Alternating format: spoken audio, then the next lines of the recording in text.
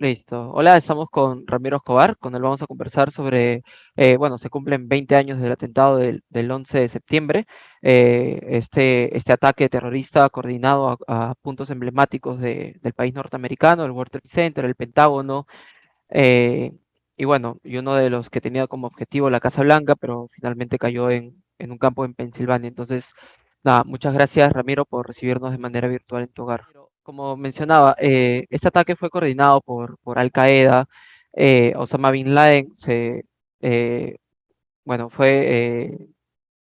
cayó en el 2011, 10 años después, pero quería hablar un poco acerca del contexto norteamericano en justo previo al ataque del 2001. 10 años antes se había acabado la Guerra Fría, Estados Unidos se había levantado como el país vencedor de esta, tenía la hegemonía, seguía el sueño americano, todo ello, era la potencia económica, potencia militar, era un país prácticamente intocable, que se le creía intocable. ¿Podrías explicarnos un poco del contexto y cómo eran las relaciones de Estados Unidos con otros países, en ese momento en especial con Oriente Medio y todo lo que había con Israel? Bueno, lo que pasa es que en el 2001 recién habían pasado eh, probablemente una década de que cayera la Unión Soviética y poco más, quizá, ¿cuánto? 11 o 12 años, 12 años de la caída del muro de Berlín. Y en ese lapso, Estados Unidos gozó de un momento, digamos, especial en el sentido de que se creyó que iba a ser la potencia unipolar. Incluso ese es el momento en que surge teorías como las de El fin de la historia de Francis Fukuyama, ¿no? Plasmadas en un libro, según la cual eh, lo que pasaría en el mundo es que la Tierra, digamos, se aplanaría y la democracia liberal llegaría a todas partes. Entonces, era un momento en el cual probablemente había la creencia en el propio Estados Unidos, pero también en parte de la comunidad mundial, de que Estados Unidos iba a ser la potencia unipolar y que la democracia liberal, que es lo que vivimos en la mayoría de países, pero no en todos, ojo, que es esa democracia que tiene un poder ejecutivo, un congreso, un poder judicial separados y hay votación universal, es lo que se iba a dar en todo el mundo. Pero ya antes del 11 de septiembre había señales de que en lo que llamamos, entre comillas, Oriente, sobre todo en el mundo árabe musulmán, pero no únicamente allí, porque también Afganistán, que no es parte del mundo árabe, pero sí es parte del mundo musulmán, había un resentimiento acumulado, de larga data además, un resentimiento acumulado que en realidad venía desde la caída del Imperio Turco Otomano en 1918, pero que había tenido varios capítulos, ¿no? La creación del Estado de Israel en 1948, la Guerra del Golfo en el 91, 92, y otra serie de episodios metidos también en ese lapso, como las continuas guerras entre árabes y israelíes, ¿no? Y que configuraban una situación en la cual no había un puente, digamos, de diálogo estable entre el mundo árabe musulmán y lo que llamamos el mundo occidental, ¿no? Entonces, a pesar de que la mayoría de musulmanes en el mundo no son extremistas, son cerca de 1.400 millones, un pequeño grupo sí influyente en la medida que hizo y hace actos violentos. Incluso en Nueva York había habido un atentado de similares características, pero menos intenso unos pocos años antes. Y había habido episodios en Somalia y en otros países. Eh, Creo que en ese momento se está expresando esa suerte de bomba de tiempo, ¿no?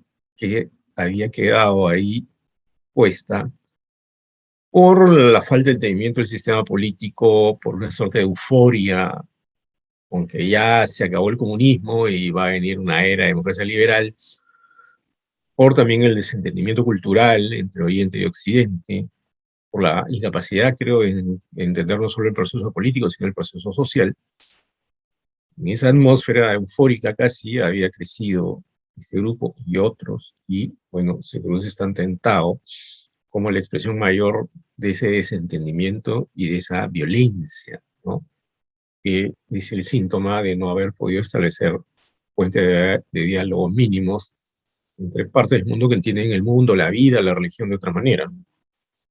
Claro, justo esta falta de entendimiento, esa relación que había, la persona que estuvo detrás de la operación, no sé si estoy pronunciando bien su nombre, pero es Khalid Sheikh Mohammed. Él es un ingeniero que estudió en Estados Unidos, ideó desde hace mucho tiempo antes del 2001, la operación Aviones, que es lo que, como él la había puesto de nombre, y él dijo de que lo hizo porque Estados Unidos había apoyado a Israel, Filipinas, y que había una represión árabe, como usted nos menciona.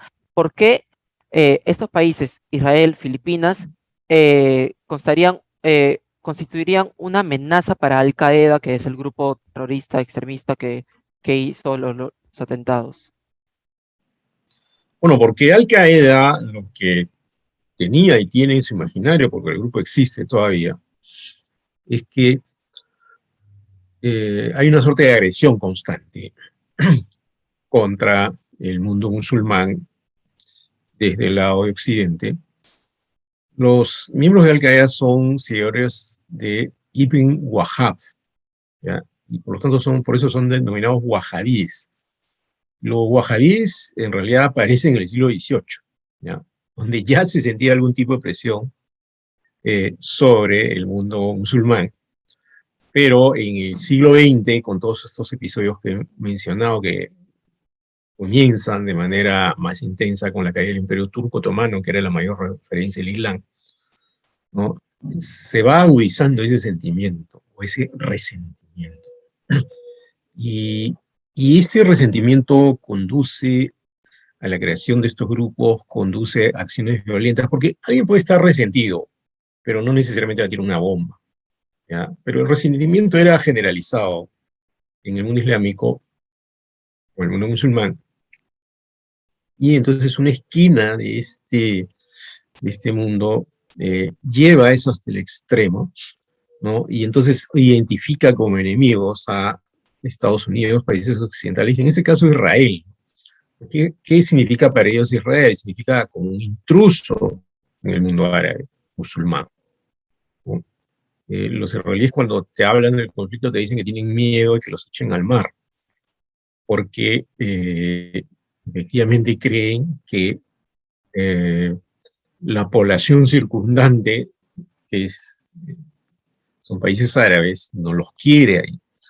Entonces, ahora ya hay tratados de paz entre Jordania e Israel, entre Egipto e Israel, y ahora entre otros países del Golfo de Israel, ¿no? Pero digamos que en la mente de un extremista eh, del tipo Bin Laden, o de los miembros de Al Qaeda, o los pilotos de el 11 de septiembre, eso no se puede tolerar, entonces Israel es uno de los grandes enemigos, ¿no? Y todos los otros países que entren en alianza con Estados Unidos para, en la visión de ellos, hacerlos retroceder, someterlos, ¿no? Y por eso la mención también en Filipinas, donde hay un grupo islamista armado que se llama Abu Sayyaf. Esa es la visión que ellos tienen, y a diferencia de ISIS, los miembros de Al Qaeda sí querían crear un califato, pero cuando lograran expulsar a los occidentales del mundo musulmán, Oh, cosa que ISIS más bien hizo de inmediato, ¿no? Y ya perdió ese territorio, pero sigue existiendo. Pero uno de los saldos penosos del 11 de septiembre es que aparecieron más grupos de este tipo, ¿no?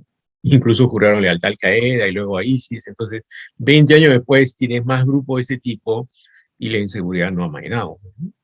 justo de eso quería conversar. Este 11 de septiembre del 2001 coinciden muchos analistas que marcó un antes y un después, no solamente para Estados Unidos, sino para el mundo y la percepción del mundo occidental, de las personas del mundo árabe y en especial a aquellas personas que comulgan con la religión musulmán. Uno de los datos que me sorprendió es la aprobación que tenía Bush en este 2001, que pasó de tener 56% a tener 90% de aprobación al 15 de septiembre. O sea, la gente estaba más o menos, pero poco después alcanzó una aprobación política, una apreciación política de él muy positiva al inicio, cosa que también fue decayendo a lo largo que la guerra fue avanzando. Y una de las cosas que dijo, no vamos a hacer distinciones entre terroristas y quienes les dan cobijo. Se refería a los talibanes que estaban en Afganistán. ¿Podría explicarnos muy resumidamente esta campaña que él mencionó que se llamaría la guerra contra el terror, que fue la invasión de Afganistán, posteriormente la invasión de Irak? Bueno, lo que ocurre es que esta aprobación de Bush inicial se produce por obvias razones, ¿no? Había sido un atentado monstruoso, había provocado casi 3.000 víctimas en el propio territorio norteamericano. Entonces, le dio a Estados Unidos en la línea de flotación política, incluso Washington, ¿no? Los tres, o sea, las dos explosiones de las Torres Gemelas y las del Pentágono, lo que hacen es darle en la línea de flotación política y de seguridad de Estados Unidos. Y las de Nueva York, ¿no? O sea, la explosión en Nueva York de las Torres Gemelas es darle en el símbolo del poder económico, comercial y también político. Entonces fue tan fuerte el golpe, tan fuerte, pero detrás del presidente se pusieron la mayoría aplastante de norteamericanos para responder a este ataque tan monstruoso, ¿no? Donde además murió gente de otros países, ojo, no solo norteamericanos. Pero ¿qué pasó después? ¿No? Como Bush era un neoconservador, era alguien que um, formaba parte de un movimiento cuyo diseño ideológico consistía en reinventar el mundo, recuperar la importancia geopolítica de Estados Unidos y en esa medida también reinventar Oriente Medio. Entonces, creo que este atentado le dio a Bush eh, la libertad de responder, pero de allí pasó a otros episodios más como el de Irak, que se justifica en nombre de armas de destrucción masiva que nunca existieron. Entonces, esta catástrofe tan terrible, ¿no? Desata un proceso en el cual los planes de los neoconservadores se ponen en marcha, ¿no? Para eh, empujar un proceso geopolítico que ya tenían en la cabeza, pero que este atentado lo alienta. Y cuando empiece ese proceso geopolítico, ¿no? Y esa saga guerrera, digamos, de George W. Bush, primero en Afganistán y luego en Irak, creo que ya se empiezan a ver los límites de este actuar, ¿no? ¿Por qué se empiezan a ver los límites? Primero, porque hay muertos entre los soldados que están en estos lugares, tanto en Afganistán como en Irak. Segundo, que luego de estas intervenciones armadas, en ninguno de los dos países surge un gobierno estable o un gobierno más o menos como de pronto habían imaginado los neoconservadores, un gobierno amigo de Estados Unidos en Irak. La cantidad de chiitas, grandes enemigos de Estados Unidos, era muy grande y era muy difícil imaginar que iba a haber un país sin gobierno con influencia chiita. Y en Afganistán lo que pasaba era que eh, por más de que fomentaron la figura de Hamid Karzai, presidente afgano, primer presidente afgano luego de la caída de los talibanes en el 2001, tampoco se formó una democracia estable. Y ahí creo que hay un gran problema, ¿no? Yo imaginar que se puede trasplantar un modelo de la democracia liberal, digamos, desde acá, acá, como si fuera un órgano, ¿no? Cuando hay que tener en cuenta las dimensiones políticas, sociales, culturales del lugar donde se interviene. Generalmente las intervenciones de este tipo nunca generan estabilidad y eso es terrible. Y creo que eso le pasó la factura a Bush en los años posteriores, al punto que después vino Obama, y Obama en su campaña, parte del menú que ofrecía era salir de Irak, ¿no? Y de Afganistán incluso, ¿no? Entonces, no, eh, tuvo un saldo posterior favorable, porque ya se vio pues los crímenes en la cárcel de Abu Ghraib en Irak, ¿no? Muertes de civiles, muertes de soldados norteamericanos. Entonces una parte de la población norteamericana dijo, bueno, aquí nos hemos metido, ¿no? Claro, y justo de eso también quería conversar, quería ver qué ha pasado después, ¿no? O sea, sí, hubieron la intervención militar, Irak, Afganistán, Obama aparece, Trump y ahora Biden. Bueno, y lo último que ha pasado entre Estados Unidos y Afganistán es esto, ¿no? Que es el retiro de las fuerzas militares. Sin embargo, eso nos deja algunos números. Por ejemplo, eh, hay un promedio, o se calcula, 240.000 muertes en todo lo que se llamó la guerra contra el terror, entre ellos 78.000 civiles, 3.500 soldados y aliados, y el resto era entre talibanes y otras fuerzas. Y por el lado económico, que si bien ninguna vida tiene precio, pero igual se pueden ver los números, eh, se ha gastado aproximadamente 5.6 billones, o sea, millones de dólares en todos estos 20 años, que también es una crítica, y ahora los talibanes han regresado, han tomado el poder, no de la manera más amigable que digamos.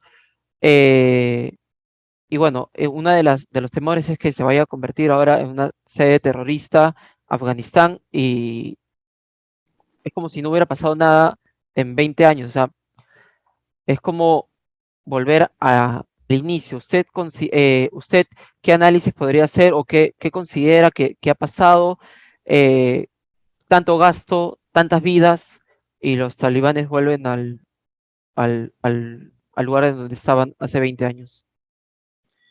Bueno, lo que pasa es que precisamente el diseño de intervención y de represalia con los talibanes, contra los talibanes, consistía en también un diseño geopolítico que no tenía en cuenta elementos sociales y culturales, como he venido diciendo, ¿no? O sea, pretender trasplantar un modelo acá a acá sin tener en cuenta suficientemente esos factores no resultó. Y el saldo no ha sido favorable, ¿no? Porque, por ejemplo, Estados Unidos ha perdido liderazgo, han aumentado la cantidad de grupos similares a Al-Qaeda, incluso emparentados con Al-Qaeda. ISIS sale de una facción de Al-Qaeda. Además, siempre en la conciencia social norteamericana, digamos, hay el recuerdo de Vietnam, ¿no?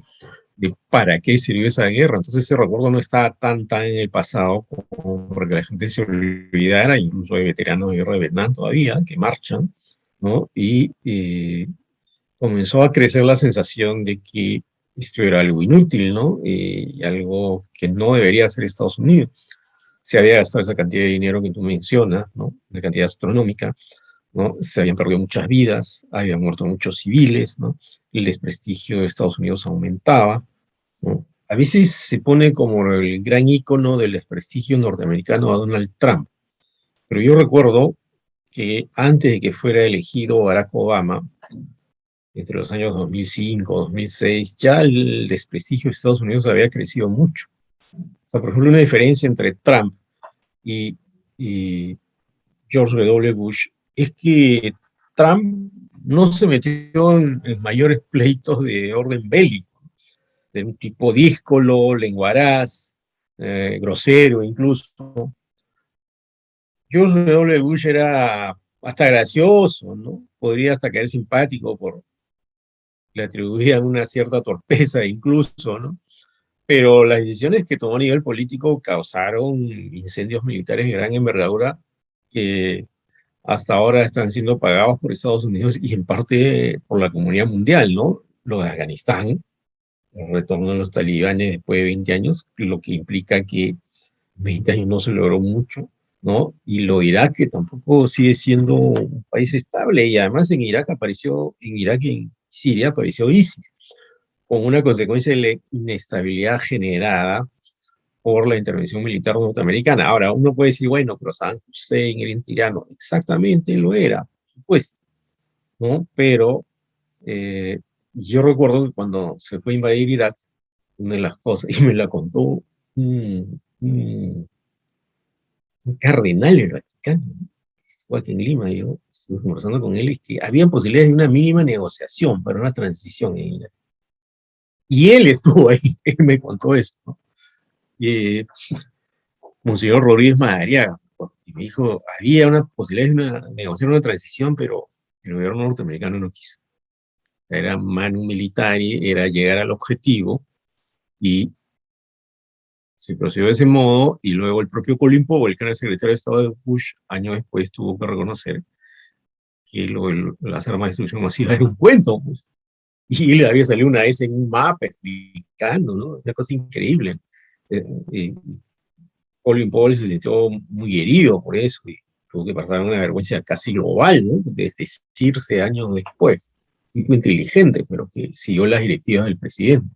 Entonces, todos esos factores se juntaron y creo que fueron esta especie de saldo desfavorable 20 años después. Claro.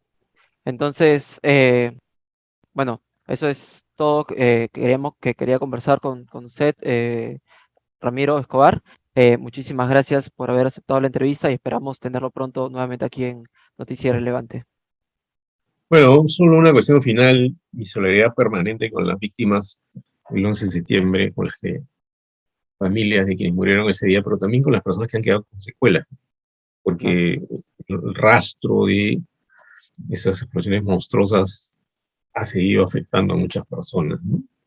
Y es, creo, un sacudón político, militar, social, cultural, pero también moral, ¿no?